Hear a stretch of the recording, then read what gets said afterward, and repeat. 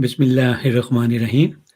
आप सब अहबाब को खरियाँ खरियाँ के इस लाइव सेशन में खुश आमदीद। और आज हम बात करेंगे इमरान नियाज़ी के शेरूज़ की, कि वो इतने दिलेर कैसे हुए कि उन्होंने फ़ौज पर जो है हमले किए। आपने वीडियोज़ देखी होंगी कि किस तरह फ़ौजी कॉन्वॉय जा रहा है, तो उस पर वो पत्थर भी फेंक रहे हैं और डंडों से भी हमला कर रहे हैं। और इसके अलावा आपने देख लिया कि उसने कोर कमांडर हाउस में ये लोग घुसे, फिर मियाँ वाली का जो एयरबेस है वहाँ गए। तो बहुत सारी जो फ़ौजी तनसीबात हैं, उन पर जाकर उन्होंने जो है हमला किया और ख़ासकर जीएचक्यू पर भी जलगार की। तो मुझे एक साहब ने नाम है उनका नवीद अख्तर साहब, उन्होंने एक सवाल भेजा, बड़ा दिलचस्प उनका दिलचस्प सवाल है। उन्होंने लिखा है कि I think IK has done a lot of mess, but he has done one thing very significant, and that is he has transferred courage to the people of Pakistan, especially Punjabi, to abuse the unlawful and unconstitutional acts of Pakistan Army. What do you think? अब उन्होंने मतलब मैं इसको आसान लफ्ज़ों में ये कह देता हूँ कि वो क्या इस बात का एतराफ़ कर रहे हैं कि इमरान नियाज़ी ने बहुत ज़्यादा गंद घोला है सियासत में। लेकिन इसके बावजूद उसने ये कमाल किया है कि जो अब पंजाबी उसके कारकुन हैं, उनको इतना दिलेर कर दिया है कि वो आर्मी के जो इल्लीगल काम हैं और गैर आईनी जो काम हैं, उन पर वो जो हैं तनकीद कर रहे हैं और उस पे जो है वो उन्होंने जो है आवाज़ बुलंद की है या ये जो अटैक किए। तो अभी मेरी इस पे राय पूछिए। तो मैं इसके हवाले से नवीद अख्तर साहब को ये बताना चाहूँगा कि बात जो है उनकी कि इमरान नियाज़ी की कि मेस वाली, वो तो वाक़ई उसने किया है और इतना बड़ा मेस क्रिएट किया है कि ये अगले 10-15 साल में भी हमसे साफ़ नहीं होगा। जितनी भी हुकूमतें आ जाएँ इसके बाद, तो फ़ौज ने इमरान नियाज़ी के इस हमले की आड़ में सियासत पर और हुकूमत पर जिस तरह कंट्रोल हासिल कर लिया है, अब इस शिकंजे से निकलना जो है, इन सियासी जमातों के बस की बात नहीं है। आप देख लें इस वक़्त शहबाज शरीफ जो 2 अरब डॉलर आए हैं सऊदी अरब से, उसका क्रेडिट भी जो है आसिम मुनीर साहब को दे रहा है। तो जब आप इस तरह अपने जो कि ये किराया जो कुछ है वो उसका क्रेडिट आर्मी चीफ की झोली में डालेंगे, तो ज़ाहिर है फिर इसका मतलब ये कि तुसी बिल्कुल ही थले लग गए हो। तो इमरान नियाज़ी की वजह से ये मेस जो क्रिएट हुआ है, एक तो ये हुआ, दूसरा वो जो दूसरा पार्ट है आपके सवाल का कि इसने जो है उनको हौसला पैदा किया अपने खासकर पंजाबी कारकुनों में। तो ये इसको हौसला नहीं कहते, हौसला वो होता है कि जिसमें आप बड़ी प्लानिंग के साथ अपने दुश्मन के साथ और मुकाबला करते हैं। आपको दुश्मन का भी पता होता है, दुश्मन की स्ट्रेंथ भी पता होती है और आप कमज़ोर हों, उसके बावजूद आप बहादुरी से मुकाबला करते हैं। तो जब सोच समझ कर दुश्मन के मुकाबले में आते हैं, तो वो हौसला जो होता है, वो बहादुरी जो होती है, वो काउंट की जाती है। लेकिन अगर आपको नताइज का नहीं पता और ये भी नहीं पता कि आप किस मकसद के लिए दुश्मन के खिलाफ बाहर निकलें, तो वो फिर बेवकूफ़ी होती है।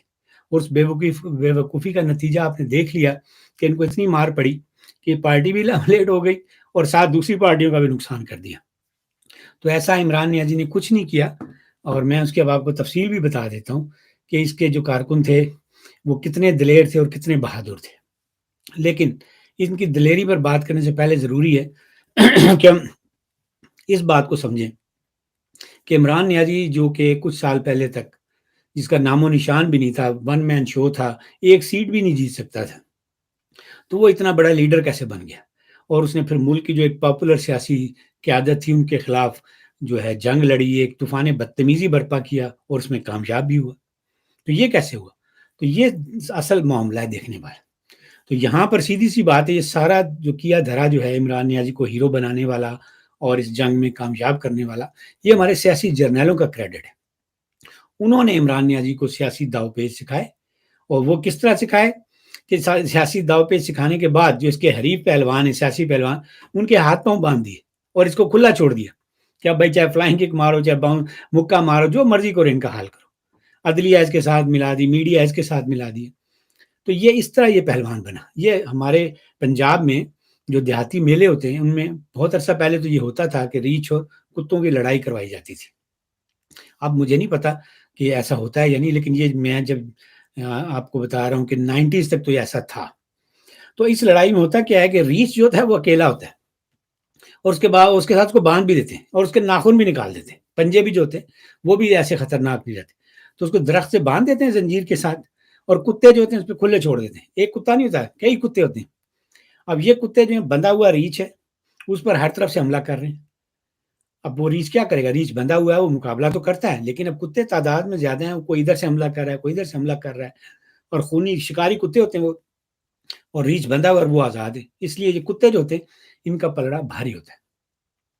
تو یہ نسخہ جو تھا نیازی کے لیے، ہمارے جو سیاسی جرنیل ہیں نا، باجوہ، فیض حمید اور ان کے ساتھ جو لوگ تھے انہوں نے استعمال کیا، اور عمران نیازی نے پھر یوں پاکستان کی سیاست میں اپنا قلعہ جو ہے وہ مضبوط کر لیا.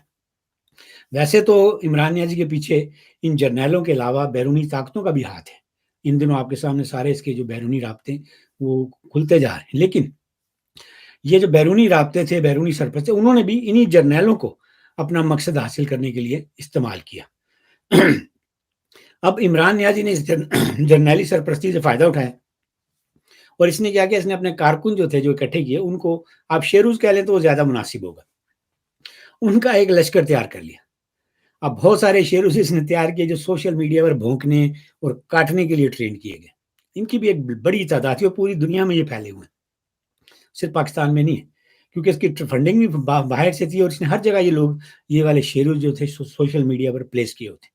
پھر کچھ شیروز اس نے تیار کیے ٹی وی ٹاک شوز میں، کہ وہاں پر جو سیاسی حریف ہیں ان پر بھونکا جائے، کاٹا جائے، ان کی پگڑیاں اچھالی جائیں. آپ نے دیکھا ہوگا کہ اس کے ایک دفعہ فردوس حاشی افغان نے تو پیپلز پارٹی کا جو ایک ایم این اے تھا اس کو باقاعدہ تھپڑ مار دیا تھا. تو اس قسم کے بندے اس نے جو ہیں وہ تیار کیے، اور پھر اس نے ایک کارکنوں کا ایک لشکر تیار کیا جو کہ ہر وقت جو ہے جذباتی لوگ تھے، بغیر سوچے سمجھے مرنے مارنے پر تلے رہتے تھے. آپ ان سے بات کریں تو ان کی زبانیں شعلے اگلتی، ان کی آنکھیں، ان کا منہ، آپ سوشل میڈیا پر ان کی تصویریں دیکھیں، یہ انسان کے بچوں کی طرح پولائٹلی بات ہی نہیں کر سکتے. اور اس کی وجہ یہ تھی کہ ان کو عمرانی محبت کی جو نا، محبت کیا کوکین کہہ لیں یا جو بھی کہہ لیں، عمرانی کوکین کی ایسی ڈوز دی کہ ان کو اتنا نشہ چڑھ گیا عمران کی محبت کا کہ اس کے بعد اب ان کے لیے ممکن ہی نہیں رہا کہ کسی اور سیاستدان کی یہ عزت کر سکیں یا اس کا احترام کریں. اب ان کی ٹریننگ اس نے ایسے طریقے سے کی. اب اس کے پاس ایک کتا ہے جس کا نام ہے شیرو. تو بالکل جس طرح اس نے اپنے شیرو کو ٹرین کر رکھا ہے نا، کہ وہ جب اس کے سے لوگ ملنے آتے ہیں تو اس کے دوستوں کے سامنے دم دبا کر بیٹھا رہتا ہے.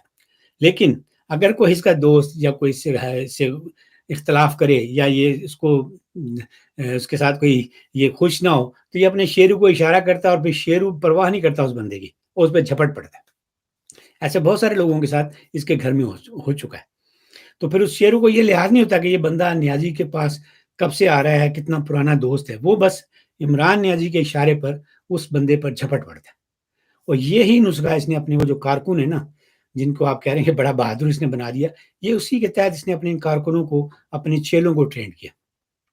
اب جو نیازی کے جو یہ شیروز ہیں، یہ وہی کچھ کر رہے ہیں جس طرح اس کا شیروز کرتا ہے، اور یہ ان سارے سیاستدانوں کے جو ہے خلاف استعمال ہوتا ہے جو اس کے ساتھ جو ہے وہ جو ایک جرنیلی اسکیم تھی اس میں تعاون نہیں کرتے.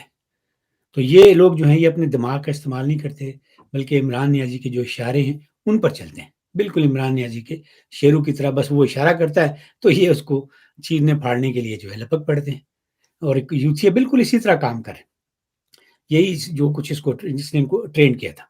تو یہ لوگ جو ہیں فوج کے خلاف انہوں نے لڑائی نہیں کی. اب میں ساری تمہید جو میں نے آپ کے سامنے باندھی کہ ان شیروز نے فوج پر حملہ نہیں کیا، یہ سوچ سمجھ کر حملہ نہیں کیا کہ یہ ہمارے پاکستانی فوجی ہیں اور یہ انہوں نے ہمارے وسائل پہ قبضہ کیا ہوا ہے اور لوٹ مار ہو رہی ہے اور ہمارے بچوں کو روٹی نہیں مل رہی ہے، ہمارے وسائل جو ہیں وہ سارے ان کے قبضے میں. ایسا کچھ نہیں ہے. انہیں صرف اس بات کی تکلیف ہے کہ انہوں نے نیازی کو حکومت سے کیوں نکالا ہے. کوئی نظریاتی اختلاف نہیں ہے، کوئی اور پریشانی نہیں ہے. فوج بہت اچھی تھی کچھ عرصہ پہلے تک. جنرل باجوہ جو ڈیموکریٹک جرنیل تھا اس سے اچھا جرنیل نہیں آیا، لیکن چونکہ اس نے عمران نیازی کو نکالا تو یہ شیروز جو ہیں عمران نیازی کے اشارے پر ان پر جھپٹ رہے، اور اسی اسکیم کے تحت، اسی ٹریننگ کے تحت انہوں نے ہر جگہ حملے کیے. فوج انہیں بری نہیں لگ رہی تھی، انہوں نے بس عمران نیازی کی جو ٹریننگ تھی، جو سگنل تھا، اس کو فالو کیا. اب یہ لوگ جو ہیں اگر آج عمران نیازی ان کو یہ کہے نا کہ بھائی فوج کے ساتھ ہمارے تعلقات ٹھیک ہو گئے، یہ ہمارے محافظ ہیں اور ہمیں ان کے جو ہے ترانے گانے، تو یقین کریے سارے آپ کو سڑکوں پہ کھڑے ہو کر لبرٹی چوک میں یہ سارے شہیدوں کے تمغے جو ترانے گاتے ہوئے نظر آئیں گے. تو ان دنوں بھی عمران نیازی کی اپنی زبان آپ دیکھ لیں کہ وہ کہہ رہا ہے کہ میں جو پاور بروکر ہیں ان سے بڑے ادب سے درخواست کر رہا ہوں تو یہ وہ اسٹیج جو ہے قریب آتی جا رہی ہے۔ تو عمران نیازی خود بھی ان جرنیلوں سے لڑائی کے حق میں نہیں تھا، یہ اس کی ایک غلط اسیسمنٹ تھی کہ اس نے سمجھا جس طرح میں نے سیاستدانوں کو دبا لیا تھا، لیکن وہ اس نے جرنیلوں کی تعاون سے دبایا تھا، اب اس کے ساتھ جرنیل نہیں تھے تو لہٰذا یہ کچھ بھی نہیں تھا۔